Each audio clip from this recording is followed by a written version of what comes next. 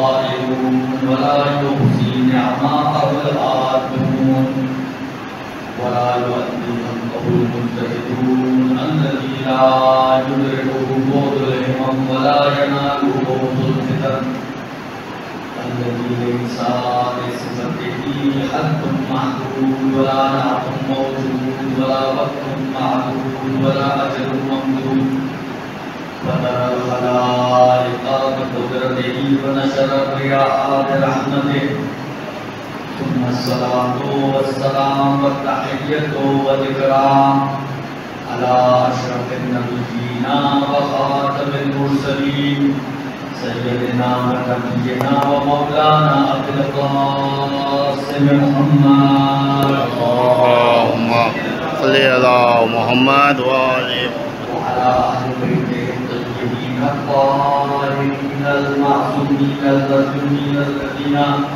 أذهب الله عنهم الرجس وطهرهم تطهيرا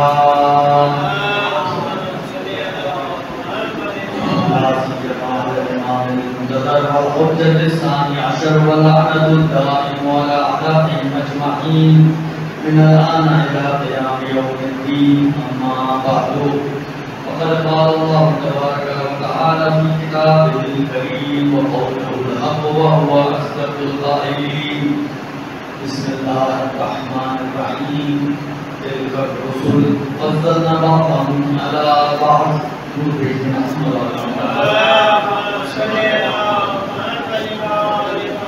بسم الله الرحمن الرحيم اللهم كن لوليك الحجة بن الحسن صلواتك عليه وعلى آبائه في هذه الساعة وفي كل ساعة وليا وحافظا وقائدا وناصرا ودليلا وعينا حتى تسكنه أرضك طوعا وتمتعه فيها طويلا.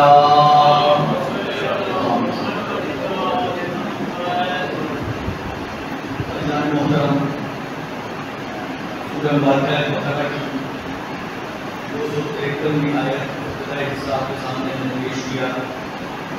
اس میں پروردگار عالم نے اس بات کا تذکرہ فرمایا کہ بعض رسولوں کو ہم نے بعض دوسرے رسولوں پر فضیلت بخشی ہے. اگلی بات آپ کی خدمت میں میں نے عرض کی تھی کہ اس نظام کائنات میں پروردگار عالم کی طرف سے کچھ فضیلت کے معیار بیان ہوئے ہیں کہ جس کی بنا پر بعض لوگ بعض دوسرے لوگوں پر فضیلت رکھتے ہیں، فوقیت رکھتے ہیں اور فضیلت رکھتے ہیں. اظہار فوقیت، اظہار افضلیت ایک طریقہ یہ ہوا کرتا ہے کہ پروردگار عالم نام لے کے بیان کرتا کہ دیکھو فرض کریں کہ علی جو ہیں وہ باقی سب سے افضل ہیں، یا علی اور اولاد علی جو ہے وہ باقی کی فضیلت رکھتی ہے یا فوقیت رکھتی ہے. لیکن جیسے کہ میں نے کل عرض کیا آپ کی خدمت میں کہ نام لینے میں مصلحت نہیں تھی، اس لیے کہ پروردگار عالم نے اس قرآن کی حفاظت کی ذمہ داری لی ہے. اور پروردگار عالم اس کی منشا یہ ہے کہ اس طرح پچھلی کتابوں میں تحریفات ہوئی ہیں، قرآن مجید تحریفات سے پاک و پاکیزہ رہے. اسی لیے ہمارے بزرگ علماء یعنی جو علماء تشیع کے بڑی بڑی ہستیاں ہیں، شیخ نصرالدین، شیخ الطوسی، شیخ الدین، علامہ ہجلی، شیخ طاؤس، قاضی نور اللہ شفتری، ایک بڑی بڑی شخصیتیں ہیں، بڑے بڑے نام ہیں تشیعوں کے، علماء کے. یہ سب اس بات کے قائل ہیں کہ قرآن میں نہ کوئی کمی واقع ہوئی ہے نہ کوئی زیادتی واقع ہوئی ہے. جو قرآن اس وقت ہمارے ہاتھوں میں موجود ہے یہ وہی قرآن ہے بعینہ ہی کہ جو ختمی مرتبہ صلی اللہ علیہ وآلہ وسلم پر نازل ہوا.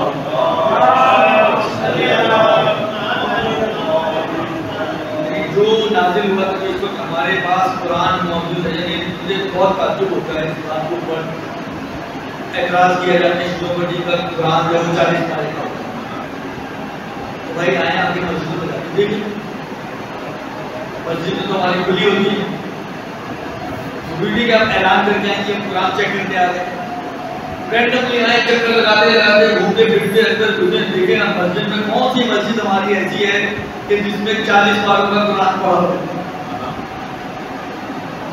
ہماری مسجدوں میں بھی وہی قرآن ہے کہ جو ان کی مسجدوں میں قرآن ہے دیکھیں نہ قرآن میں کوئی اختلاف ہے قرآن اللہ کی کتاب ہے نہ قرآن میں کوئی شیعہ ہے نہ قرآن میں کوئی سنی ہے قرآن شیعہ سنی نہیں ہوتا قرآن اللہ کی کتاب ہے شیعوں کی بھی وہی کتاب ہے اور سنیوں کی بھی وہی کتاب ہے اسی طرح مسجد میں شیعہ سنی نہیں ہوتی مسجد اللہ کا گھر ہے اللہ کا گھر یہ ہو سکتا ہے کہ پانی اور بنانے والا جو ہے وہ شیعہ ہو یا سنی ہوتی ہے شیعہ مسجد سنی مسجد شیعہ مسجد سنی مسجد کیا ہو مسجد اللہ کا گھر ہے مسجد مسجد ہے جو ثواب شیعہ مسجد میں نماز پڑھنے کا وہی ثواب سنی مسجد میں نماز پڑھنے کا اور جو ثواب اگر سنی مسجد میں نماز پڑھنے کا وہی ثواب شیعہ مسجد میں نماز سنی اور شیعہ ہونے سے مسجدوں کے ثواب میں کوئی فرق نہیں پڑتا ہاں جو مسجدوں کے ثواب کا فرق خود آیا ہے روایتوں میں مطلب مسجد الحرام سب سے فضیلت والی مسجد ہے جو خانہ کعبہ کے اطراف کی مسجد ہے اور سب سے زیادہ ثواب مسجد الحرام میں نماز پڑھنے کا ساری مسجدوں سے اس کے بعد مسجد النبوی کی باری آتی ہے اس کے بعد مسجد کوفہ کی باری آتی ہے اس کے بعد مسجد اقصیٰ کی باری آتی ہے اس کے بعد جو شہر کی جامع مسجد ہے اس کی باری آتی ہے اس کے بعد جو محلے کی مسجد ہوتی ہے اس کی باری آتی ہے اس کے بعد جو بازاروں میں مسجد ہوتی ہے اس کی باری آتی ہے یہ کچھ فضیلتیں آئی ہیں کہ ادھر سب سے زیادہ پھر اس کے بعد پھر اس کے بعد پھر اس کے بعد لیکن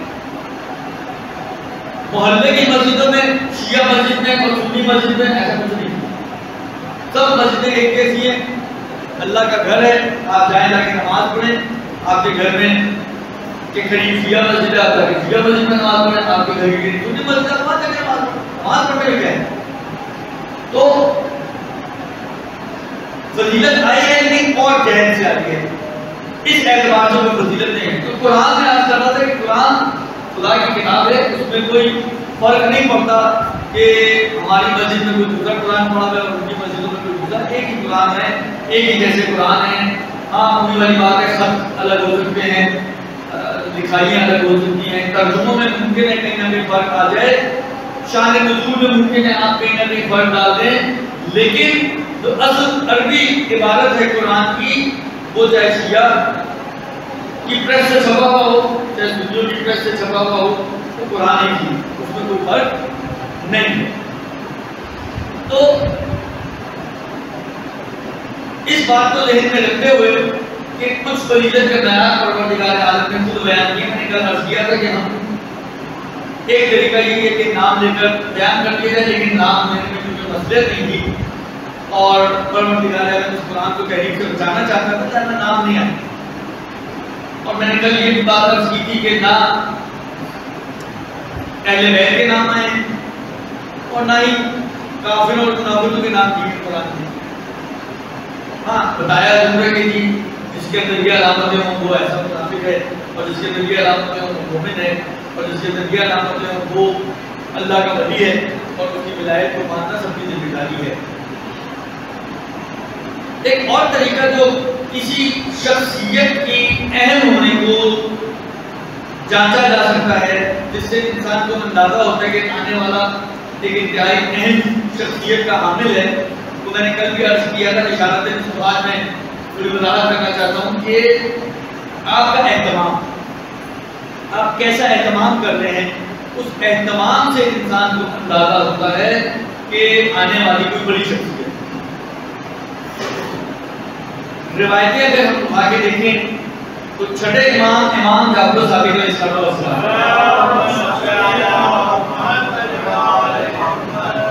چھٹے امام کی ایک روایت میں آپ کی خدمت میں پیش کرنا چاہتا ہوں اچھا یہ مختلف کتابوں میں آپ کو یہ روایتیں مل جائیں گی لیکن میں ایک آسان کتاب آپ کو اس کا حوالہ دیتا ہوں آپ اس میں جا کے اس کو مزید وضاحت سے دیکھنا چاہیں تو آپ جا کے دیکھ سکتے ہیں اور انہوں نے کہاں سے نقل کیے ہیں وہ منابع بھی انہوں نے وہاں پہ بیان کیے ہوئے کہ آپ مزید تحقیق کرنا چاہیں تو آپ وہاں جا کے بھی دیکھ سکتے ہیں ایک کتاب ہے منتهى الاعمال شیخ عباس قمی کی لکھی ہوئی کتاب ہے منتهى الاعمال کا اردو میں ترجمہ ہوا ہے احسن المقال کے نام سے. یہ معصومین کی سیرت کے اوپر یہ کتاب لکھی ہوئی ہے. چہارہ معصومین کی سیرت کے اوپر یہ کتاب لکھی ہوئی ہے. یہ روایت میں آپ کی خدمت میں پیش کر رہا ہوں. اسی کتاب سے میں آپ کے سامنے اس کو کوٹ کر رہا ہوں اور درگاہ میں جا کے آپ کو چیز کو ملاحظہ کر سکتے ہیں اس کتاب میں. اور دوسری سیرت کی جو کتابیں ائمہ کی سیرت کے اوپر، پیغمبر کی سیرت کے اوپر، اہل بیت کی سیرت کے اوپر لکھی گئی ہیں، وہاں پہ بھی آپ کو یہ واقعات مل جائیں گے. کیا کہتے ہیں، حیات القلوب علامہ مجلسی کی کتاب ہے اردو میں، اس میں بھی آپ کو یہ واقعات مل جائیں گے. اور بہت سی میں نے کہنا منابع میں آپ واقعات اور یہ روایتیں آپ کو مل جائیں گی. روایت چھٹے امام کی ہے. چھٹے امام فرماتے ہیں کہ اب یہ اہتمام ہو رہا ہے ایک ایسی ہستی کی پیدائش کا کہ جس ہستی نے آ کر اس پورے عالم کے اوپر حکومت کرنی ہے، جس ہستی نے آ کر اس پورے عالم میں شریعت کو لے کر آنا ہے اور ایسی شریعت اور ایسے دین کو لے کر آنا ہے جو قیامت تک چلنے والا دین ہے. یعنی آخری نبی اور آخری رسول، یہ اس کی آمد کا اہتمام ہے. آپ غور کیجیے گا جو اس کے جملے ہیں روایت کے، اہتمام کو دیکھ کر وہ لوگ جو مشرکین ہیں، ابھی تو رسول خدا آ رہے ہیں نا، یہ رسول خدا کی تشریف آوری کا اہتمام ہے کہ کس انداز سے پروردگار عالم نے اپنے حبیب کو دنیا میں بھیجا ہے اور کس انداز سے کیا کیا علامتیں رونما ہوئی ہیں سب کی مرتبہ کی دنیا میں آتے وقت. اور ان علامتوں کو دیکھ کے وہ لوگ جو مشرکین تھے، ابھی تک اللہ پر ایمان نہیں لائے، ابھی تک رسول کے آنے کے بعد رسول پر ایمان نہیں لائے، تو ابھی تو رسول آئے نہیں، رسول پر ایمان نہیں لائے، لیکن اس کے باوجود ان کے جملے یہ ہیں کہ اگر علامت اس انداز سے ہو تو اس کا مطلب ہے کہ کوئی امر عجیب رونما ہونے والا ہے، کوئی بڑی علامت، کوئی بڑی چیز، کوئی بڑا واقعہ اس کائنات میں رونما ہونے والا ہے. اور وہ بڑا واقعہ کیا تھا؟ سب کچھ مطلب کی پیدائش. چھٹے امام فرماتے ہیں کہ شیطان اس کو اجازت تھی اس بات کی کہ وہ ساتوں آسمان تک جا سکتا ہے. شیطان جاتے تھے شیاطین آسمانوں پر، اور آسمانوں پر جا کر غیب کی خبریں لیا کرتے تھے. آپ نے سنا ہوگا کہ اس زمانے میں بہت زیادہ روایت تھا، آج یہ ہے کہ اس زمانے میں بہت زیادہ رواج تھا کاہنوں کا. کاہن وہ افراد ہوتے تھے جو غیب کی خبریں دیتے تھے، لوگوں کو غیب بتاتے تھے اور چھپی ہوئی باتیں لوگوں تک پہنچایا کرتے تھے. ان تک وہ خبریں کہاں سے آتی تھی؟ ایک ہمدار ہوا کرتا تھا جو جن کو خبریں دیا کرتا تھا، جو شیطان ہوا کرتا تھا سمجھے، اور آسمانوں سے جا کے وہ خبریں لے کر آتا تھا اور پھر لا کے ان کو دیا کرتا تھا اور یہ لوگوں تک وہ خبریں پہنچایا کرتے تھے. تو شیاطین اس زمانے میں 7ویں آسمان تک جایا کرتے تھے. جب حضرت عیسیٰ علیہ السلام کی پیدائش ہوئی ہے تو 3 آسمانوں سے ان کو روک دیا گیا. 4 آسمانوں تک ابھی بھی ہو جاتے تھے، لیکن اس کے بعد جب 7ویں مرتبہ کی پیدائش کا وقت آیا، جب 7ویں مرتبہ اس دنیا میں تشریف لائے تو انہیں 7 آسمانوں سے روک دیا گیا. اور جب یہ آسمانوں کی طرف جایا کرتے تھے تو شہاب کے تیروں کے ذریعے انہیں آسمان کے دروازوں سے بھگا دیا جاتا. اور اس وقت جب یہ شہاب ٹوٹا کرتے تھے، ستارے ٹوٹا کرتے تھے، تو اس وقت کے لوگ تھے جو اس وقت کے وہاں کے کاہن وغیرہ تھے اور وہاں کے جو جاہلیت کے زمانے کے جو ان چیزوں کو سمجھنے والے لوگ ہوا کرتے تھے، مثلا عمر بن امیہ جو جاہلیت کا ایک انتہائی عقل مند انسان تھا، وہ یہ کہا کرتا تھا کہ ان ستاروں کو دیکھو کون سے ستارے ٹوٹ رہے ہیں، کون سے ستارے ظاہر ہو رہے ہیں. اگر یہ وہ ستارے ہیں کہ جو ہدایت کے لیے پروردگار عالم نے قرار دیے، جن سے لوگ ہدایت دیتے ہیں گرمی اور سردی کے موسموں کو سمجھتے ہیں، اور یہ وہ ہیں ستارے، تو سمجھ لو کہ قیامت آنے والی ہے، جس کا تذکرہ یہود اور نصارہ جو اہل کتاب تھے ان کی کتابوں میں موجود ہے اور انہوں نے ہمیں بیان کیا ہے. یہ قیامت کے آنے کی نشانی اور دنیا کے تباہ ہونے کی نشانی.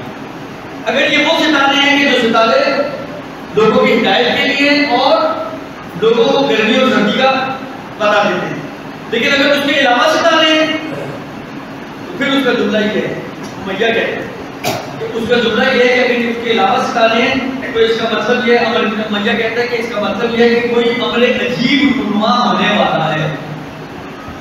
پھر قیامت ابھی نہیں آ رہی لیکن ایک امر عجیب اس کائنات میں رونما ہونے والا ہے. اور اس کے بعد وہ فرق کہتے ہیں کہ پھر یہ ایک بات ہوگی. پھر کہتے ہیں کہ جب ختمی مرتبہ کی پیدائش کا وقت تھا تو کسرا کا محل جو شاہ ایران کا محل تھا وہ لڑکا پوری دنیا میں زلزلے آئے اور اس کسرا کا جو محل تھا اس کے 14 کنبرے تھے، 14 بالکنیاں تھیں، وہ سب ٹوٹ گئی، ان کے گر پڑی. اور ساوے نامی جو نہر تھی جس میں پانی تھا اور ایک زمانے سے لوگ اس کی پرستش کر رہے تھے، وہ نہر خشک ہو گئی. اسی طریقے سے وادی سماوے میں کہ جہاں سالہ سال سے پانی نہیں دیکھا گیا تھا وہاں پہ پانی جاری ہو گیا. فارس کا آتش کدہ جو 1000 سال سے چل رہا تھا اور لوگ پرستش کرتے تھے، یعنی یہ وہ علامتیں ہیں کہ جتنی بھی پرستش کے ذرائع تھے جس میں لوگ پرستش کیا کرتے تھے وہ سب الٹے ہو گئے. آتش کدہ جو 1000 سال سے چل رہا تھا کبھی بجھا نہیں تھا، وہ آتش کدہ بجھ گیا. اور اس کے بعد فرماتے ہیں کہ علماء مجوس کے سب سے عقلمند انسان نے خواب دیکھا. اس نے خواب بھی دیکھا کہ بہت ہی قدرمند قسم کے اونٹ ہیں جو عربی نسل کے گھوڑوں کو اپنے ساتھ کھینچتے ہوئے لے کر جا رہے ہیں اور دجلہ کو عبور کر کے ان کے شہروں میں داخل ہوئے، ایران کے شہروں میں داخل ہو کر پورے ایران میں پھیل گئے. اور اس کے بعد آگے کسرا میں درمیان میں شگاف آ گیا اور وہ 2 حصے ہو گیا، دجلہ کا بند ٹوٹ گیا اور اس کا پانی اس قصر میں جو کسرا کا محل تھا اس میں بہنے لگا. رات میں حجاز سے ایک نور ظاہر ہوا جو پورے عالم میں منتشر ہوا اور اڑتا ہوا مشرق تک پہنچ گیا. اور اسی صبح جس صبح پیغمبر پیدا ہوئے ہیں، اچھا پیغمبر کی پیدائش سے نہیں کہا جاتا 17 ربیع الاول فجر اور طلوع آفتاب کے درمیان کے ٹائم میں پیغمبر اس دنیا میں تشریف لائے. اور اس موقع پہ جتنے بھی تخت پہ بادشاہوں کے سارے تخت الٹ گئے اور سارے بادشاہ جہاں کا بادشاہ جو سارے کے سارے بادشاہ ڈوبے ہو گئے اور ان میں قدرت گویائی کی ختم ہو گئی. اور پھر فرماتے ہیں کہ کائنوں کا علم اور ظاہروں کا سیر باطل ہو گیا. ہر کائن اپنے املاک کے ساتھ جو اس کو خبریں لا کر دیتا تھا اس سے جدا ہو گیا اور ان میں جدائی پیدا ہو گئی. اور قریش جو ہے وہ صاحب عزت ہو گئے اور وہ آلودہ کہلائے اس لیے کہ وہ خانہ کعبہ میں رہا کرتے تھے. اور اس کے بعد فرماتے ہیں کہ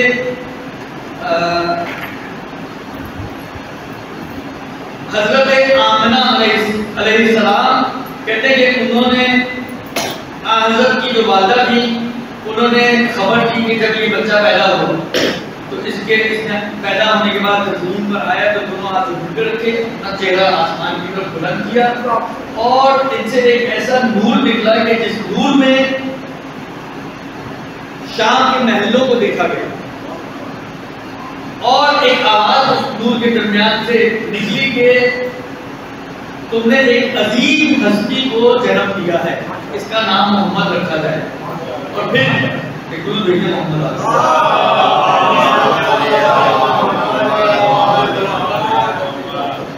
اور اس کے بعد ان کو جب حضرت عبد المطلب کے پاس لایا گیا جو پیغمبر کے دادا تھے اور انہیں یہ سارے واقعات بتائے گئے تو حضرت عبد المطلب نے اپنی آغوش میں لیا اور کہا کہ ہم ہے اس خدا کی جس نے مجھے ایک خوشبودار بچہ عنایت کیا. اور اس کے بعد حضرت عبد المطلب جو ہیں انہوں نے فرمایا کہ ایک حوالے میں تمام بچوں کا سردار ہے اور اس کے بعد ارکان کعبہ سے کو تعویذ کیا، تعویذ کیا بنا دیا کہ تو سمجھے کہ ان کی حفاظت میں کیا، یعنی کعبے کی حفاظت میں کیا، اور چند اشعار پیغمبر کی فضائل میں بیان کیے۔ اب دیکھیں یہ پیغمبر کے اجداد جد ہے نا، دادا ہے، مجھے تعجب ہوتا ہے، یہ تاریخیں ہیں، تاریخ میں یہ واقعات نقل ہوئے ہیں، اور یہ وہ واقعات ہیں جو دیکھیں بعض اوقات میں آپ کی خدمت میں عرض کروں، اب ایک بات شاید بہتر ہے کہ عرض کر دوں، دیکھیں آپ کہیں کی تاریخ ہے، پتہ نہیں کیسی ہے، کمزور ہے، صحیح ہے، لیکن بعض اوقات اتنی کثرت سے چیزوں کو نقل کیا جاتا ہے، اس کثرت کی وجہ سے اس کی بھی سند کی طرف نہیں جایا جاتا، اور یہ وہ واقعات ہیں جو بہت مشہور ہیں کہ پیغمبر کی پیدائش کے موقع پر یہ واقعات ہوئے، شیعہ علماء نے بھی نقل کیے ہیں اور سنی علماء نے بھی نقل کیے کہ جب ختم مرتبہ سے دنیا میں تشریف لا رہے تھے، ان کی پیدائش کی رات اور ان کی پیدائش کی صبح، یہ سارے واقعات وجود میں آئے، جس سے پتہ چلتا ہے کہ کوئی، میں نے کہا نا کہ اس کاہن نے بھی یہ کہا تھا امر نے کہ ایک امر عجیب وجود میں آنے والا ہے، اگر یہ وہ والے ستارے نہیں جو ہدایت والے ستارے ہیں، لہذا یہ خود بتا رہا ہے کہ اتنا اہتمام کیا جا رہا ہے، یعنی جتنے بھی بت تھے سب سرنگو ہو گئے، جن جن چیزوں کی پرستش کی جا رہی تھی وہ سب الٹ گئے، بادشاہوں کے تخت اور تاج گر گئے۔ یہ بتا رہے ہیں، اس کا مطلب ہے کہ کوئی بادشاہوں کا جو بادشاہ آ رہا ہے دنیا میں، کوئی بہت بڑی ہستی اس دنیا میں آ رہی ہے جس کی آمد کے لیے پروردگار اعلیٰ اس انداز سے اہتمام کر رہے ہیں۔ یہ اہتمام انسان کو بتاتا ہے۔ اب اگر اس اہتمام کے ہوتے ہوئے میں نے پہلے کل اشارہ کیا تھا، کوئی اور روایت ہمارے پاس نہ ہوگی، کوئی اور بیانات ہمارے پاس نہ ہو، جس پر اہتمام بتا رہا ہے کہ آنے والا کوئی بہت اہم شخصیت ہے جس کے لیے پروردگار عالم اپنے پورے کائنات کے نظام میں تبدیلی آ رہی ہے۔ یہ پریشان اسی لیے تھے، شیطان کی اسی روایت میں آگے جا کے آتا ہے کہ شیطان نے جب یہ دنیا اور آسمان میں تغیرات دیکھ کے پریشان ہو گیا، گھبرا گیا، اس نے چیخ ماری اور چیخ مار کر اپنے سارے پلٹن کو بلایا، چیلوں کو بلایا، کہا کہ بھائی دیکھو یہ زمین اور آسمان میں بڑے تغیرات ہو رہے ہیں آج کی رات، جاؤ جا کے دنیا میں خبر لے کر آؤ کہ کیا ہو رہا ہے۔ اب شیطان بھی چلے نکلے ڈھونڈنے، تھوڑی دیر بعد گردش کر کے آئے، کہا کہ ہمیں کوئی خبر نہیں ملی، ہمیں تو کوئی خبر نہیں ملی کہ زمین میں کیا ہو رہا ہے، کہ تم لوگوں کی بس کی بات بھی نہیں، خود نکلا۔ اور جب یہ دیکھیں جو آپ لوگوں میں سے جنہوں نے حج کیا ہے، ایک تو حرم کعبہ ہے، ایک حرم مکہ ہے، ایک اس سے بھی بڑا دائرہ ہے جو حدود حرم کہلاتا ہے، کہ جہاں پر اطراف میں میقات بنائے گئے ہیں، جہاں سے انسان احرام پہنتا ہے، وہ حدود حرم کہلاتا ہے۔ یہ حدود حرم کے قریب پہنچا تو اس نے دیکھا کہ حرم کو، پورے حرم کو، مکے کے اطراف پورے حصے کو ملائکہ نے اپنے گھیرے میں لیا ہوا ہے، اور ملائکہ نے اس کو للکار کے بھگا دیا۔ یہ واپس گیا، چڑیا کی شکل اختیار کی، اور غار حرا والی سائڈ سے داخل ہونا چاہتا تھا کہ جبرائیل نے اس کو للکارا اور پکار کے کہا کہ یہاں سے دور ہو جائے معلوم۔ اب اس نے داخلہ تو نہیں ملا، انٹری تو نہیں ملی، تو اس نے کہا کہ چلو اے جبرائیل تمہیں مجھے ایک بات بتا دو کہ یہ جو آج اتنا سب کچھ ہو رہا ہے اس کی وجہ کیا ہے، یہ قصہ کیا ہے، کیا ہوا ہے کائنات میں اتنی تغیر و تبدل دنیا آسمانوں پر آ رہا ہے۔ تو اس وقت حضرت جبرائیل نے اس شیطان کو بتایا کہ آج اس کائنات کے انبیاء میں سے افضل ترین نبی اور کائنات کی افضل ترین ہستی یعنی حضرت محمد مصطفیٰ صلی اللہ علیہ وسلم کرتے نا،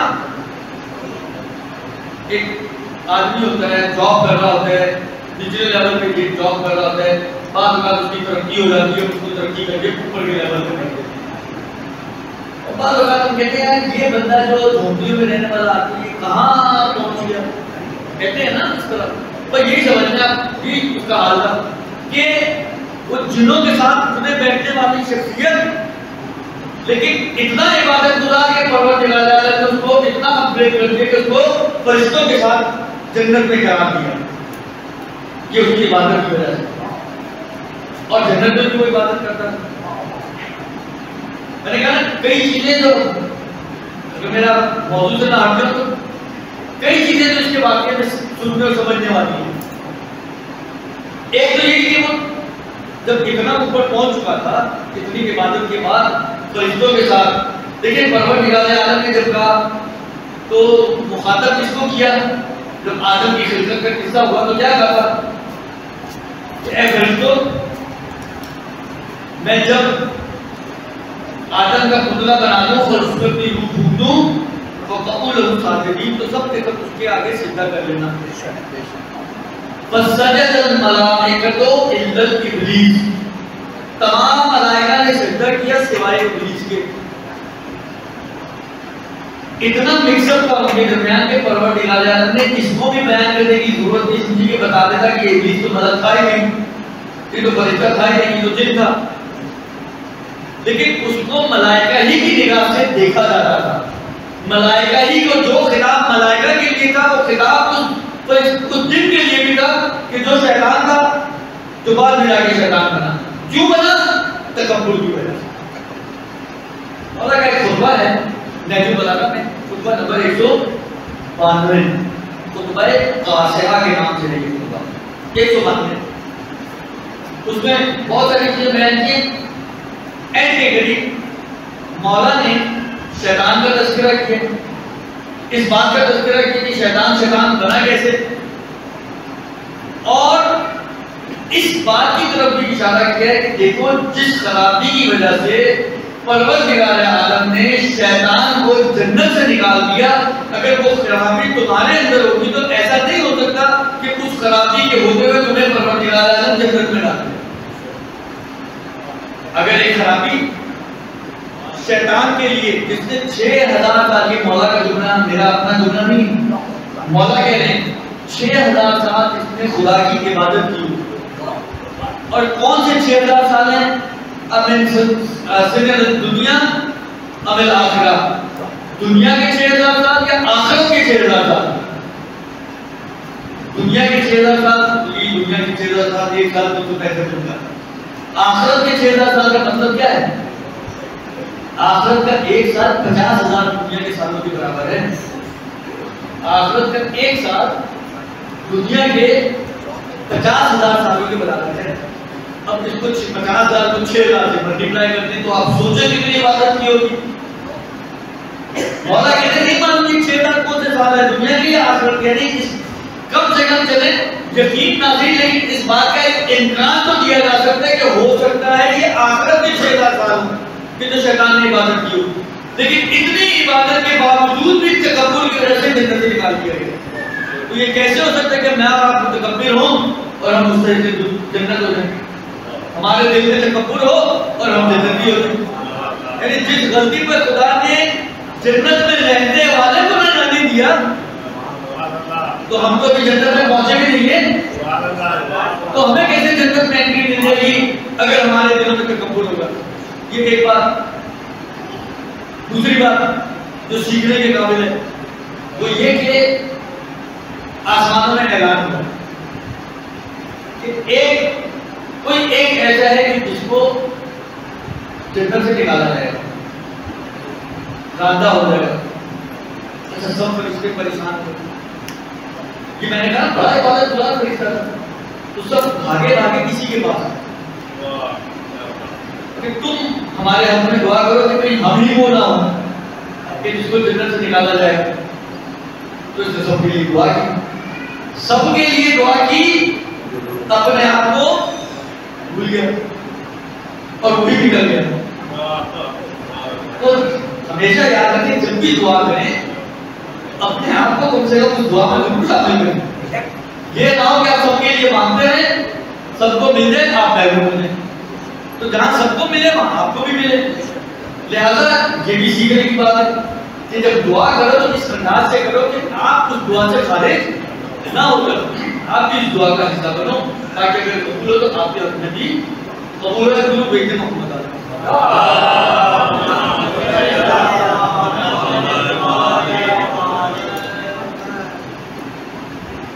ایک اور بات آپ کی خدمت میں کہ جو اب اسی سے ہوں.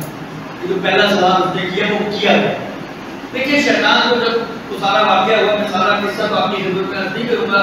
وہ پتلا بنا، سجدے کی بات آئی، سجدہ کیا، سجدہ سب نے کیا، شیطان نے نہیں کیا. اچھا خدا نے یہ کچھ مکالمات ہیں جو خدا اور شیطان کے قرآن نے کوٹ کی. ماں منع کا لا تسجد اس امر کو کا. اب خدا نے سوال کیا شیطان سے کہ جب میں نے تجھے کہا تھا، میرا امر تھا نا اس امر کو کا، جب میں نے تجھے امر کیا تھا کہ سجدہ کر تو تم نے کیوں سجدہ نہیں کیا؟ خدا کا سوال شیطان سے کہ جب میں نے تجھے کہا تھا ماں منع کا ان تسجد اس امر کو کا، جب میں نے تجھے امر کیا تھا کہ تو سجدہ کر تو تم نے سجدہ کیوں نہیں کیا؟ کا خلق کا حکم تین و خلق کا نمنا. یہ بھی تصور کی جڑ ہے کہ تو نے مجھے تو مٹی سے خلق کیا تھا اور مجھے تو نے آگ سے بنایا ہے، تو میں افضل ہوتے ہوئے اس کے سامنے جھکتا کہ جو وہ مفضول تھا، جو کمتر تھا. میں برتر تھا، برتر کمتر کے سامنے کیسے جھکتا؟ بس اسی برتری کے جذبے نے مجھے روک دیا کہ میں سجدہ نہ کروں. دیکھیں اتنا تو شیطان نہیں سمجھتا ہے. دیکھیں اس کی بات صحیح ہے صحیح نہیں ہے کہ وہ افضل ہے یا آدم افضل ہے، یہ ایک الگ بحث ہے. میں یہ نہیں کہنا چاہ رہا، لیکن اتنا اس کی سمجھ میں ضرور آتا ہے کہ اگر کوئی افضل ہو تو کبھی افضل مفضول کے آگے نہیں جھکتا. آپ جا کے تاریخیں اٹھا کے دیکھ لیں، اہل سنت کی جا کے کتابیں اٹھا کے دیکھ لیں، آپ کو یہ بات اہل سنت کے آگے ملے گی کہ علی سے افضل اس زمانے میں کوئی اور نہیں تھا.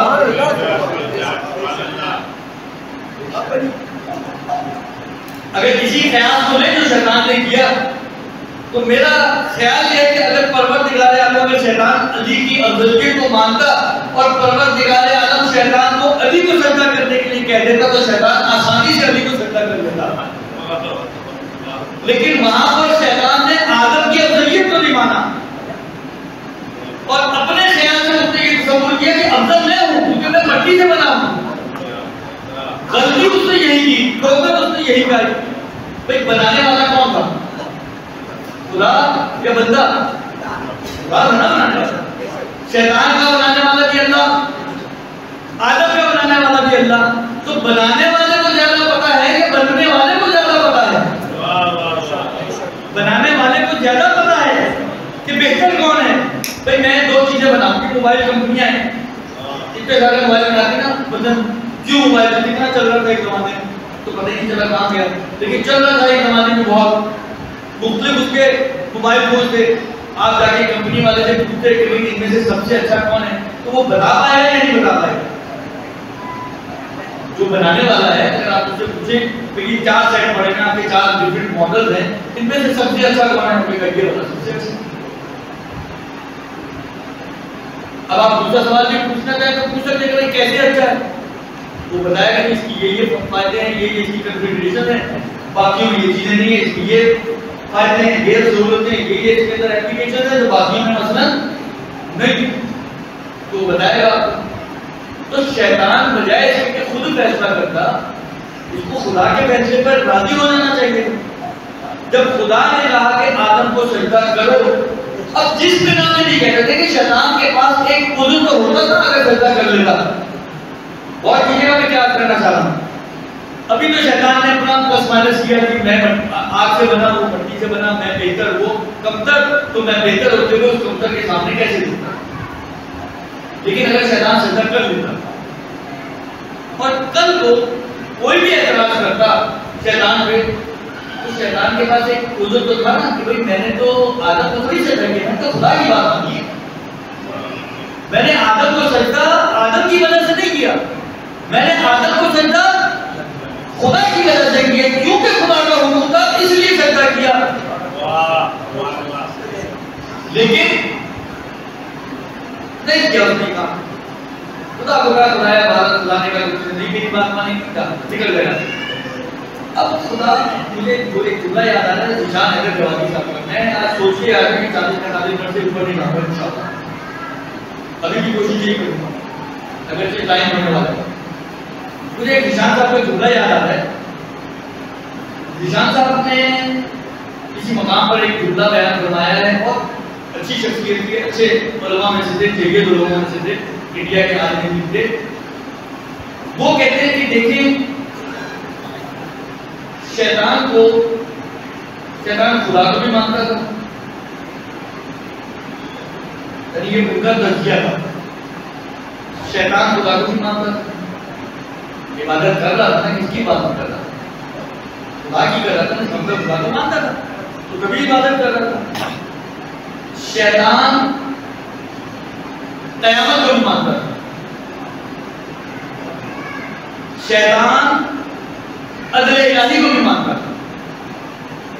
کیونکہ مانتا تھا اس لیے شیطان نے خدا سے سوال کیا کہ پروردگار تو نکال تو رہا ہے، میری عبادتوں کا صلہ کیا ہوگا؟ بس خدا کو عادل مانتا تھا، تبھی تو اس کو پتا تھا میں صلہ مانگوں گا خدا صلہ دے گا، کیونکہ خدا کا وعدہ ہے کہ جو وَمَن يَعْمَلْ مِثْقَالَ ذَرَّةٍ خَيْرًا يَرَهُ، جو اتنی سی بھی نیکی کرے گا اس کو اس نیکی کا اجر ملے گا. تو میں نے تو 6 سال عبادت کیے، تو یہ کیسے ہو سکتا ہے کہ پروردگار عالم مجھے اجر نہ دے؟ لہذا اس نے خدا سے کیا کہا؟ مجھے وقت معلوم تک مہلت چاہیے. وقت معلوم یعنی قیامت تک. اس کا مطلب ہے قیامت کو بھی مانتا ہے. ایک وقت معلوم خود بول رہے ہیں، اس کا مطلب قیامت کو بھی مانتا ہے، اللہ کو بھی مانتا ہے، اجر کو بھی مانتا ہے. نہیں مانا تو الہی نمائندے کو نہیں مانا، اس نے نہیں مانا تو الہی نمائندے کو نہیں مانا. تو یہی سے سمجھ میں آتا ہے کہ جو بھی الہی نمائندے کا اس قسم کی بات مولا نے اس خطبے میں نہیں کہی. جو الہی نمائندے کو نہیں مانتا، خدا کے بنائے ہوئے نمائندے کو نہیں مانتا، اس کا مطلب یہ ہے کہ وہ شیطان کی پیروی کرنے والا انسان ہے.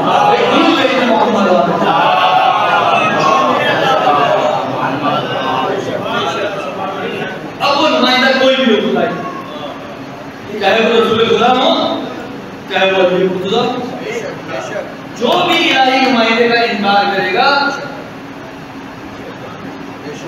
وہ اس کا مطلب ہے سنت شیطانی پر عمل کرنا، وہ سنت الہی پر عمل نہیں کرنا. مجھے نہیں پتا اس سنت کا نتیجہ کیا ہے. آج کل تو بڑی گرما گرمی چل رہی ہے فلم کی، لیکن کیا نتیجہ نکلے گا اللہ کی ذات کے بعد. لیکن یہ تو سمپل سی بات ہے، قرآن اور احادیث کی روشنی میں آپ کی خدمت میں عرض کرتا ہوں. خلاصہ کلام یہ کہ کہا کہ مجھے مہلت چاہیے، کہا مجھے وقت معلوم کر مہلت چاہیے، کہا مجھے قدرت چاہیے کہ میں تیری صراط مستقیم پر بیٹھ کر تمام بندوں کو اغوا کروں. کہا دی کروں، کہا دی کروں. لیکن شیطان کو پتا ہے، وہ رسول خدا کو بھی جانتا ہے کہ کتنے مضبوط انسان ہے اور قسمت کے حامل انسان ہے. وہ اہل بیت کو بھی جانتا ہے اور مانتا ہے کہ کتنے مضبوط کردار کے اور کتنے قسمت کے حامل ہیں. اس کو یہ پتا ہے، مجھے اس نے خود کہا نا، قرآن کی آیت ہے، قرآن میں موجود ہے کہ میں تیرے تمام بندوں کو اغوا کروں گا الا عبادک المخلصین، سوائے تیرے مخلص بندوں کے. اور یہ مخلص بندے اہل بیت ہیں. یعنی شیطان اسی وقت اعلان کر رہا ہے کہ میں تیرے مخلص بندوں پر قابو نہیں پا سکوں گا، لیکن کوشش اس نے پھر بھی کی ہے. وہ جو سیکھنے کی چیزیں وہ یہ ہے کہ پتہ ہے کہ میں نہیں قدرت رکھتا ان کے اوپر، پتہ ہے کہ میں ان کے اوپر تسلط حاصل نہیں کر سکتا، پتہ ہے میں ان کو گمراہ نہیں کر سکتا، لیکن اس کے باوجود کوشش اس نے ضرور کی ہے. حضرت ابراہیم کے پاس پہنچا تھا یا نہیں پہنچا تھا؟ جو آپ کنکر مارتے ہیں 3 جگہ پر. ایک بات علماء نے یہ روایتیں نقل کی ہیں کہ 3 جگہ پر کنکر مارنے کا فلسفہ یہی ہے کہ پہلی جگہ تینوں کو کنکر تو مارنی چاہیے نا. پہلی جگہ وہ حضرت حاضرہ کے پاس آیا تھا ان کو بہکانے کے لیے، تو حضرت حاضرہ نے کنکر مار کے اس کو بھگا دیا. دوسری جگہ پر حضرت اسماعیل کو بہکانا چاہ رہا تھا تو ان کو کنکر مار کے بھگا دیا شیطان کو. تیسری جگہ کو حضرت ابراہیم کو بہکانا چاہ رہا تھا تو حضرت ابراہیم نے کنکر مار کے بھگا دیا. تو یہ 3 جگہ سے جو ہم کنکر مارنے حج پہ جا کے اس کی یاد ہے، یہ اس کی یاد ہے کہ تینوں موقعوں پر اس نے آ کر حضرت حاجرہ، حضرت اسماعیل اور حضرت ابراہیم کو بہکانے کی کوشش کی، کنکر مار کے انہیں بتا دیا۔ اس کو پتا ہے کہ یہی نبی ابراہیم نبی ہے، اسماعیل نبی ہے، میرا ان کے اوپر کوئی تسلط نہیں ہے، لیکن اس کے باوجود ان کو بہکانے کے لیے گیا اور دوسرا انبیاء کی طرف میں مدینے جانا چاہتا کیونکہ میں اس کو وائنڈ اپ کرنا چاہ رہا ہوں۔ بہت ہی مشہور و معروف قصہ، اشارہ صحیح کوئی بات۔ سید الصادقین مصلی پہ کھڑے نماز پڑھنے،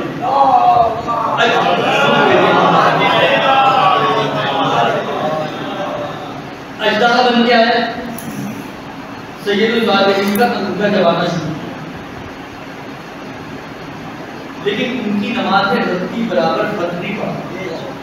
جس انداز سے سید الصادقین پہلے نماز پڑھ رہے تھے اس کے آنے سے پہلے، اسی انداز میں اس وقت بھی نماز پڑھتے رہے جب ان کا تنخواہ جوا رہا تھا۔ اور جب اس نے دیکھا کہ سید الصادقین کو میں نہیں بہکا سکتا تو یہ کہتا ہوا وہاں سے بات نہیں، نہ تجھے یہ جملہ اس کا ہے نہ سید الصادقین کو اندازہ ہی بلا، تو سید الصادقین ہے، تو زین العابدین ہے، تجھے میں نہیں بہکا سکتا۔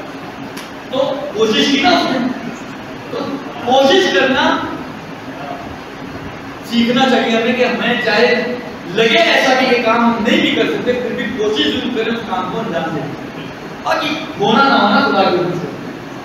تو یہ شیطان اس وقت پہلا سوال کرتا ہے جبرائیل سے کہ کیا میرا کچھ حصہ ہوگا اس شخص میں جو پیدا ہوا ہے، یعنی میں اس کو بہکا پاؤں گا، میرے تسلط میں وہ آئے گا؟ جبرائیل نے کہا اللہ تیرا اس میں کوئی تسلط نہیں ہے۔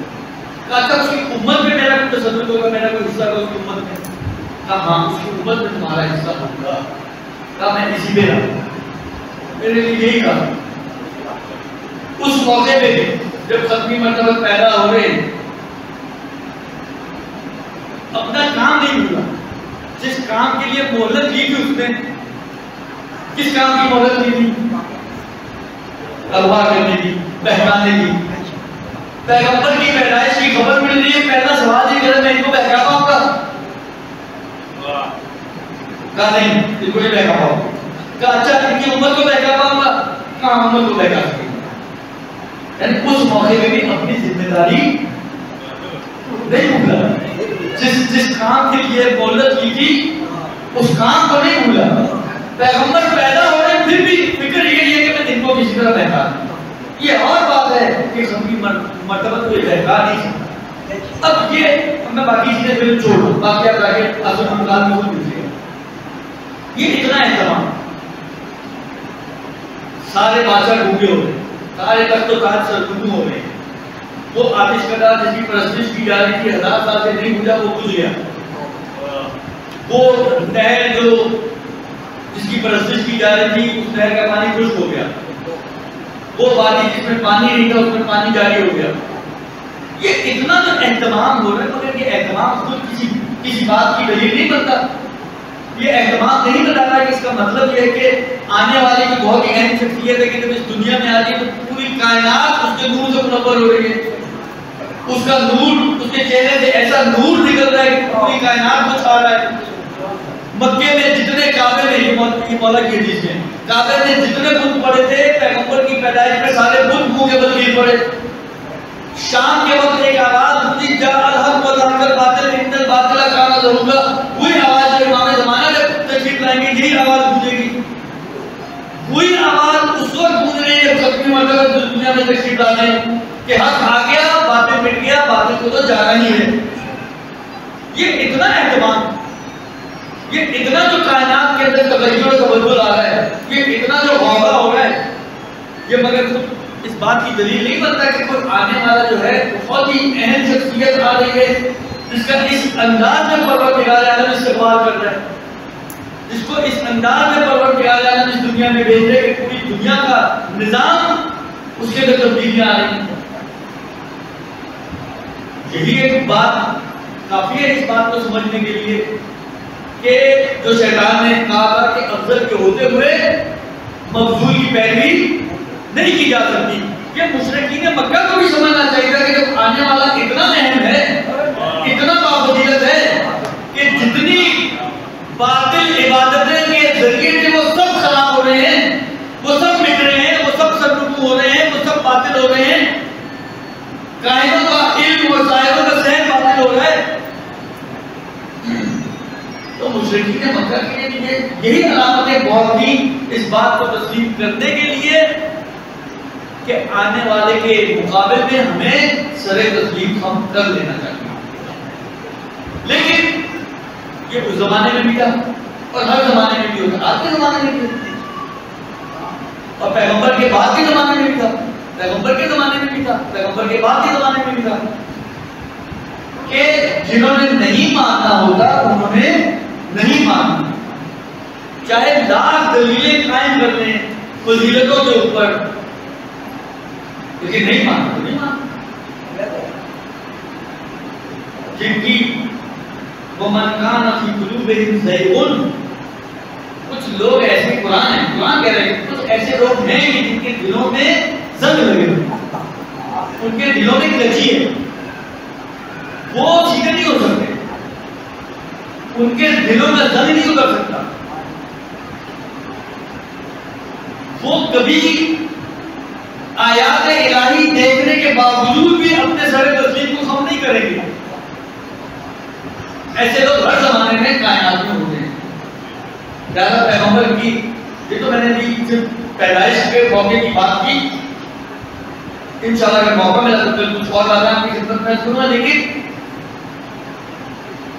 بڑے بڑے موجزات دیکھیں. ختمی مرتبہ تشریف فرمائیں پہاڑ پر، پہاڑ ہے وہ قبیس پر یا پہاڑ صفا پر، کسی ایک پہاڑی پر دونوں میں سے آمنے سامنے ایک دونوں پہاڑ، اور ابو جہل اور اس کے ساتھی وہاں سے گزر رہے ہیں اور کہتے ہیں کہ اے محمد ہم تمہیں اس وقت مانیں گے کہ جب تم کوئی آسمان کا پورا دکھاؤ، اس لیے کہ جادو آسمانوں پہ اثر نہیں کرتا. خود کہہ رہے ہیں خود ان کے اپنے جملے ہیں کہ جادو آسمانوں پہ اثر نہیں کرتا، کوئی آسمان کا پورا دکھاؤ تو ہم تمہیں مانیں گے کہ تم اللہ کے بھیجے ہوئے ہو. اللہ کے رسول نے اشارہ کیا، چاند دو ٹکڑے ہو گیا. اللہ کے رسول نے اشارہ کیا، چاند دو ٹکڑے ہو گیا. مان گیا کیا؟ نہیں مان. یہ کہتے ہوئے مانتے گزر گئے کہ تم تو کتنے بڑے جادو کر، تمہارا جادو تو آسمانوں پہ بھی اثر کرتا ہے. ابھی خود کہہ رہے تھے کہ جادو آسمانوں پہ اثر نہیں کرتا، اور اب خود بول رہے ہیں کہ تم اتنے بڑے جادو کرو. پہلے ہی بولتے تھے کہ بھئی اگر تم چھوٹے جادو کرو یا بڑے جادو کرو ہم یہ طے کریں گے. یہی بولتے تھے کہ اگر تم آسمان کا کوئی جادو دکھا کے تو مان لیں گے تم بہت بڑے جادو کرو. خود مانتے ہیں کہ آسمانوں پہ جادو اثر نہیں کرتا، لیکن نہیں ماننا تھا نا. جب ماننا ہی نہیں تھا، جب دلوں میں کجی تھی تو کچھ بھی کر کے دکھا دو، انہوں نے نہیں مانا. لہذا اہتمام دیکھیں آپ. میں نے کہا، میں نے کل عرض کیا کہ میرا دل یہ تھا کہ مجلسوں میں فضل کے اہتمام میں بیان کروں کہ ہر ایک تقریر میں ایک ایک معصوم کا تذکرہ کروں کہ کس طرح سے پروردگار نے ان کی پیدائش پر اہتمام کیا ہے، اور اسی اہتمام سے ہم نتیجہ نکالتے ہیں کہ یہ اہتمام بتاتا ہے کہ یہ آنے والا بہت کوئی خدا کے نزدیک کوئی بہت ہی برگزیدہ شخصیت ہے جو اس دنیا میں آ رہی ہے. اس کے اہتمام سے ہمیں یہ سمجھ میں آتا ہے. لیکن مجھے نہیں معلوم کہاں تک پہنچ پائے، لیکن بہرحال یہ بڑی مرتبہ، یہ عظیم ترین شخصیت قرآن نے جن کے فضائل بیان کیے، روایتوں نے جن کے فضائل بیان کیے، لیکن جنہوں نے نہیں مانا تھا انہوں نے نہیں، نہ ان کو مانا، نہ ان کی اولاد کو مانا، نہ ان کی فضیلت کو مانا، نہ ان کی اولاد کو مانا. اور ان کی اولاد، یعنی میں واقعی یہ بات کہتا ہوں کہ اگر انسان، کل بھی میں نے ایک بات کہی تھی کہ اگر انسان اپنی آنکھوں سے پٹی ہٹا دیتا ہے، اتنی فضیلتیں، اتنے فضائل اہل بیت کے، خود اہل بیت کی فضائل خود اہل سنت کی کتابوں میں پر ہے. کتابیں اکثر جو مناقب کے نام سے جو کتابیں ملتی ہیں، اکثر کتابیں سنیوں کی ملتی ہیں، اور مناقب کا مطلب ہوتا ہے فضائل. مناقب یعنی فضائل، فضیلت تو کسی کی بھی ہو سکتی ہے نا، لیکن آپ سوچیں علی ابن ابی طالب کے کتنے فضائل ہوں گے. کہا جائے نا کہ مناقب کی کتاب کو سمجھ میں ہی فضائل علی آتی ہے، کسی اور کی فضیلت سمجھ میں نہیں آتی. اب کچھ ہوتی تو آتی، کچھ ہوتی تو آتی نا. آپ کتابیں اٹھا کے دیکھیں، آیات اٹھا کے دیکھ لیں. چلیں قرآن تو خود ان کا دعویٰ ہے نا حسبنا کتاب اللہ، تو ہمارا تو دعویٰ ہی نہیں، تو حسبنا کتاب اللہ کے قائل ہی نہیں. ہم تو کہتے ہیں کتابیں تو بالکل مستقل ہیں، کتاب کے ساتھ اہل بیت کی، تو ہم تو کتاب اور اہل بیت والے ہیں. لیکن کچھ ہیں جو حسبنا کتاب اللہ والے ہیں. آپ قرآن کھائیں 6,500 آیتیں، صرف 2 کالم بنائیں کہ میں سے سوچ دینا چاہ رہا ہوں. 2 کالم بنائیں، ایک طرف لکھیں اہل بیت اور ایک طرف لکھیں غیر اہل بیت. اب غیر اہل بیت میں سب یاد، اب ڈھونڈنا شروع کریں آیات کی کون سی اہل بیت کی فضیلت میں آئی ہے اور کون سی غیروں کی فضیلت میں آئی ہے. میرا ذاتی میں اپنے حساب سے بات کروں، چیلنج وہ یہی ہے کہ اہل بیت والا کھانا تو پور ہوگا لیکن دوسرا کھانا خالی ہی رہے. دوسرا کھانا خالی رہے، اس لیے کہ غیروں کی کوئی فضائل قرآن میں نہیں آئے، ہے ہی نہیں تو آئیں گے کیا. جو جہاں کچھ بھی اگر فضیلت کی بات بن سکتی تھی اس کا برعکس کام ہوا ہے. میں ابھی اس کی تفصیل میں بارہ اہل بیت رسول،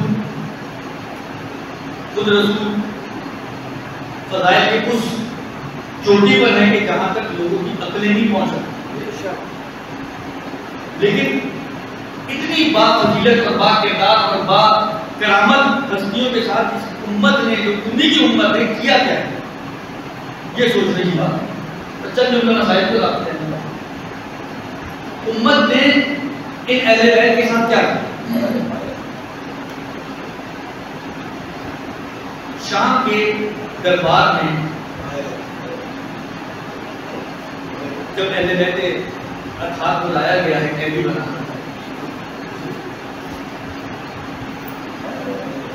تو آپ نے سنا ہے مسائل. شام کا دربار کو اور اس میں بڑے بڑے سفرا، وزراء، فوجی لوگ سب موجود تھے. اس بڑے بڑے دربار میں رسول خدا کی اولاد کو، علی اور فاطمہ کی بیٹیوں کو قیدی بنا کے لایا تھا. یعنی یہ وہ ہستیاں یقین مانے کہ وہ ہستیاں جو عرش کے ستارے ہیں، یہ عرش نشین ہیں جن کو پروردگار عالم نے ہماری ہدایت کے لیے فرض کر دیا ہے. لیکن ہم نے ہدایت لینے کی بجائے ان عرش نشینوں کا یہ حال. آپ سوچیں فاطمہ کی بیٹیاں، ایک جملہ کتابوں میں ملتا ہے، ایک آواز ہے، وہ کسی مجلس میں بیٹھے ہوئے بڑی شخصیت جو اہل منبر تھا، ذاکر، مولانا، عالم، اس نے پہلے فضائل بیان کیا، بیان کیا جو بھی بیان کیا بارہ. اس کے بعد جب وہ مسائل کی مرحلے میں داخل ہوا ہے، اس نے ایک جملہ کھاڑے مار کے چیزیں مار کے بنے. اس نے جملہ پڑھا کہ لما شروع کیا اس نے کہ لما دخلت زینب علی ابن زیاد، کہ جب زینب ابن زیاد کے دربار میں داخل ہوئی تو وہ عالم چیخیں مار کے رونے لگا، دھاڑے مار کے رونے لگا اور کہتے ذاکر بس کرتے تجھے بہت مصیبت ہو گئی. اس نے کہا کہ آقا میں نے تو ایک ہی جملہ پڑھا ہے، اس سے بڑی اور مصیبت کیا ہو سکتی ہے کہ زینب جیسی شریف ذاتی ابن زیاد جیسے انسان کے دربار میں داخل ہوئی. تو آپ زینب کا یہ مقام ہے کہ زینب کا ابن زیاد کے دربار میں داخل ہونا قیامت ہے، تو فاطمہ زہرا کا ان کے دربار میں داخل ہونا کتنی بڑی قیامت ہوگا۔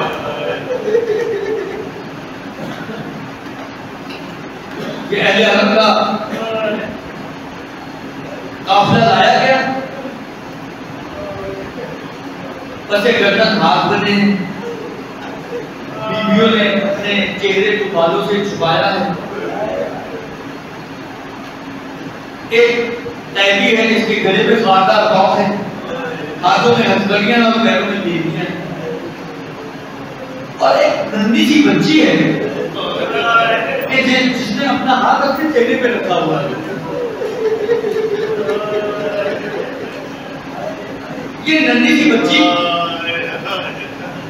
جدید تخت پہ بیٹھا ہے، سامنے تخت میں حسین کا سر پڑا ہے، اور یزید کے ہاتھ میں ایک چھڑی ہے جس سے وہ دندان لوہا اور دندان کے بارے پر جسارت کر رہا ہے۔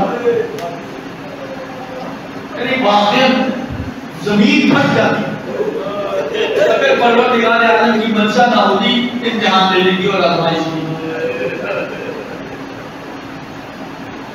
ایک مرتبہ یزید نے ان تیجوں کی طرف نگاہ کی اور اس نے دیکھا ایک ننھی سی بچی ہے جس کے ہاتھ چہرے پر ہیں، کبھی اٹھتی ہے کبھی بیٹھتی ہے۔ اس نے پوچھا کہ بچی کون ہے؟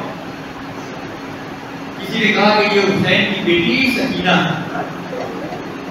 اس نے کہا وہی سکینہ جس سے حسین کو بہت پیار کرتا ہے کہ وہی سکینہ ہے جس سے حسین بہت پیار کرتے ہیں۔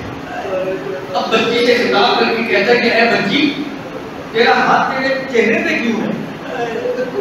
کہا کہ میں کیا کروں، میری پھوپھیوں کی، میری ماں کے بال بڑے ہیں، انہوں نے اپنے چہرے کو اپنے بالوں سے چھپایا ہے، میرے بال چھوٹے ہیں، میں نے اپنے چہرے کو اپنے ہاتھ سے چھپایا ہوا ہے۔ کہا کہ میں نے سنا ہے میرا بابا تجھ سے بہت پیار کرتا تھا۔ کہا کہ ہاں میرا بابا مجھ سے بہت پیار کرتا تھا۔ اب آپ سوچیے سکینہ ہے جو کربلا سے چلی ہے، کوفہ پہنچی ہے، کوفہ میں کچھ دن رکی ہے اور وہاں سے اپنی قافلہ شام پہنچا ہے۔ راستے کی مشکلات، راستے کی مصیبتیں، راستے کی سختیاں، کبھی گھوڑے، کبھی تازیانے، کبھی تماچے، یہ سب برداشت کرتے کرتے آج دربار شام میں پہنچی ہے۔ ایک مرتبہ یزید کہتا ہے کہ میں اس وقت تیری محبت کو مانوں گا کہ تو اپنے بابا کو بول اور تیرا بابا تیری آغوش میں آ جائے۔ بس ارباب ہے اس مرتبہ آپ سوچیے یہ ننھی سی بچی جلا ہوا کرتا پہنے ہوئے ہے، ایک مرتبہ اس جلے ہوئے کرتے کو اٹھایا ہوگا اور اپنے بابا کی طرف رخ کیا ہوگا اور آواز دی ہوگا کہ بابا یہ یزید میری محبت کا امتحان لینا چاہتا ہے، بابا آئیے میری آغوش میں آ جائیے۔ بعض مقاتل نے یہ جملہ لکھا کہ جیسے ہی سکینہ نے یہ جملہ کہا ایک مرتبہ ترستے کو سب اٹھا اور ہوا میں تیرتا ہوا سکینہ کی آغوش میں آ گیا۔ بس ارباب اللہ اسی دربار میں روم کا ایک سفیر موجود ہے، اس نے کہا کہ اے یزید یہ قیدی کون ہے اور یہ سر کس کا ہے جو تیرے سامنے پڑا ہے؟ اب یزید کترا رہا ہے، بتانا نہیں چاہتا، لیکن اس نے جب بہت اصرار کیا نا، کہا دیکھو ہم ہیں سفیر، ہمیں وہاں جا کر ساری باتوں کی گزارش دینی ہوتی ہے، تو ہمیں بتاؤ تو صحیح کہ یہ ہے کون؟ اب اس نے کہا کہ یہ حسین ابن علی کا سر ہے۔ کہا کون حسین ابن علی؟ کہا کہ فاطمہ کا بیٹا حسین۔ کہا فاطمہ جو تمہارے رسول کی بیٹی ہے؟ کہا ہاں فاطمہ جو ہمارے رسول کی بیٹی ہے۔ کہا بھائی ہو تو سنائیے جی، ہمارے پاس حضرت داؤد کی 120 پشت کا ایک انسان موجود ہے، حضرت داؤد کی نسل سے 120 پشتوں کا فاصلہ ہے، ہم اس کیونکہ حضرت داؤد کی نسل سے ہے، ہم اس کا اتنا احترام کرتے ہیں کہ ہماری کوئی خوشی اس کے بغیر مکمل نہیں ہوتی، ہمارا کوئی غم اس کے بغیر مکمل نہیں ہوتا۔ ارے یہ تو تیرے نبی کی بیٹی کا بیٹا تھا، تم نے اس کے ساتھ کیا سلوک کیا؟ بس ارباب اللہ یہ آخری روایت میں آپ کی خدمت میں کرنا چاہ رہا ہوں، تو میں نے علماء سے سنی ہے۔ مرتبہ یزید نے علی بن حسین کی طرف سید سجاد کی طرف رخ کیا کہ یہ کون ہے؟ کہا کہ یہ علی بن حسین ہے۔ کہا مگر علی بن حسین کربلا میں شہید نہیں ہو گیا، کربلا میں نہیں مارا گیا؟ کہا یہ اس کا دوسرا بھائی ہے، بیمار تھا اس لیے اس کو یہ بچ گیا۔ کچھ گفتگو ہوئی یزید کی سید سجاد سے، مگر تیش میں آگے کوئی ایسی بات ہوئی کہ یزید نے حکم کیا کہ اس جوان کا سر سے جدا کر۔ بس یہ جملہ سننا کا ایک مرتبہ ذہن میں گھومنا آگے بڑھی اور سید سجاد کے سامنے کھڑے ہو کے کہتی ہیں کہ جب تک میں زندہ ہوں کوئی اس کے سر کو جدا نہیں کر سکتا۔ یزید نشے میں چور ہے، شراب کے نشے میں، ایک مرتبہ کہتا ہے کہ اس بڑھیا کا سر بھی قلم کر دو۔ بس یہ جملہ سننا تھا، ایک مرتبہ فضا آگے بڑھی اور آگے آگے زینب کی کھڑی ہو گئی کہ جب تک میں زندہ ہوں کوئی اس بیوی کو ہاتھ نہیں لگا سکتا۔ تو یہ جملہ سننا تھا، اس بڑھیا کا سر بھی تن سے جدا کر دو۔ یہ جملہ سننا تھا، ایک مرتبہ فضا نے چاروں طرف نگاہ کی، دیکھا حبش کے کچھ غلام کچھ فوجی وہاں پہ کھڑے تھے۔ ایک مرتبہ ان کی طرف نگاہ کر کے کہتی ہے اے حبش کے فوجیوں تمہاری غیرت کو کیا ہو گیا؟ تمہارے علاقے کی ایک عورت کے ساتھ اس طرح توہین کی جا رہی ہے، اس کا سر غلط کیا جا رہا ہے اور تم لوگ بے غیرتوں کی طرح کھڑے۔ بس یہ جملہ سننا تھا۔ ایک مرتبہ ننگی تلواریں نکل آئی، اے یزید اگر بڑھیا کو کچھ کہا تو خون کی ندیاں بہہ جائیں گی۔ میں کہوں گا آپ ذرا تصور کیجیے ارے زینب کبریٰ کی دل کی کیا کیفیت ہوگی کہ ایک قتیل کی حفاظت کے لیے اتنی تلواریں نکل گئی، مگر نتیجہ کی فاطمہ کی بیٹی اس کی مدد اور حفاظت کرنے والا دربار جہاں میں کوئی موجود